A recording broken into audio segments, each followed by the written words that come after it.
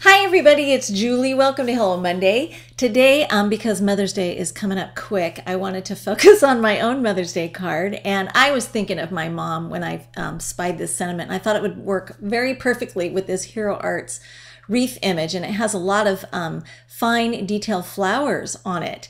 And I'm going to white emboss it. So I'm working with a Versamark ink pad. You could also use the Distress embossing ink pad, whatever you like. You just need a sticky ink.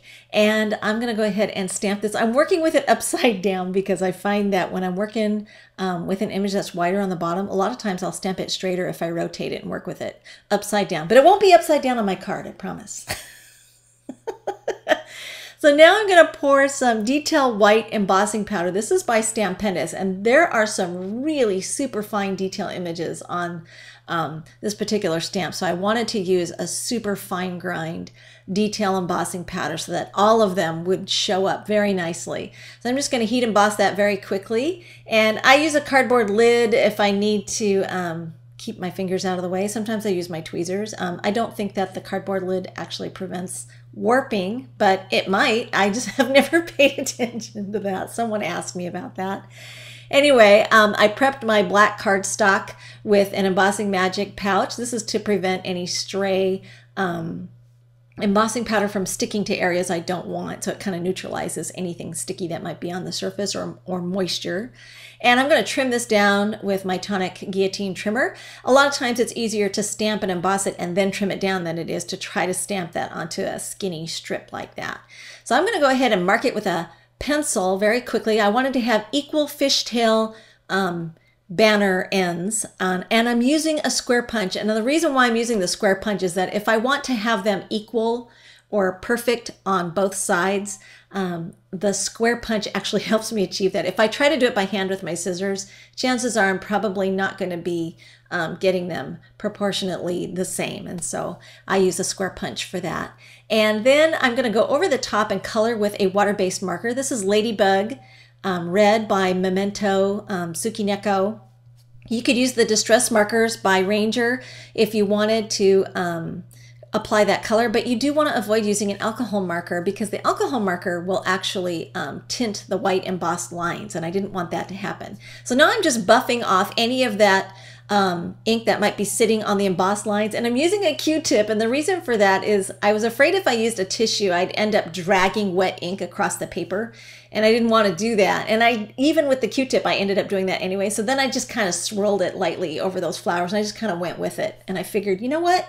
Let's just go with it, and it worked out just fine. It's just a little bit of a variation of what I kind of started out with in my head, and it looks great in the end, and you'll see that in the detail shot. And then I'm just going to make a messy nest of metallic thread. I pick up this metallic thread at the fabric store or at the quilt shop, and I'm just going to make a wad of it down there and then 3D mount my banner right over the top with some foam tape, so it's got a lot of support going all across that banner. And then it's going to hold everything into place.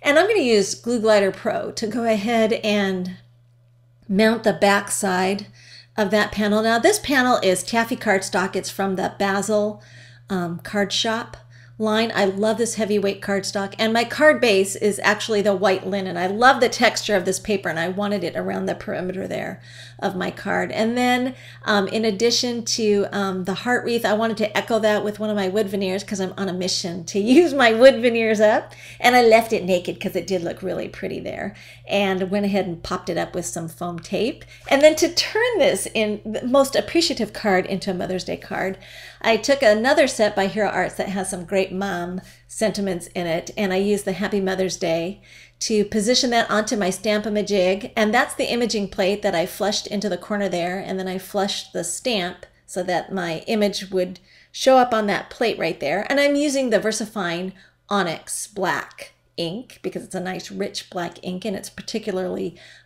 awesome for sentiments, and it's a pigment ink, so the color is going to be very deeply saturated.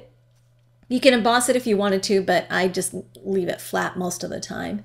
And then I'll just take my tool. Once I know where that imaging plate is going to show that image up where I want it on the card, I can go ahead and bring that positioning tool right back in and removed the plate and flushed my stamp into the corner, and my greeting was perfect. And I thought this turned out really sweet and made a beautiful Mother's Day card. Thanks for watching.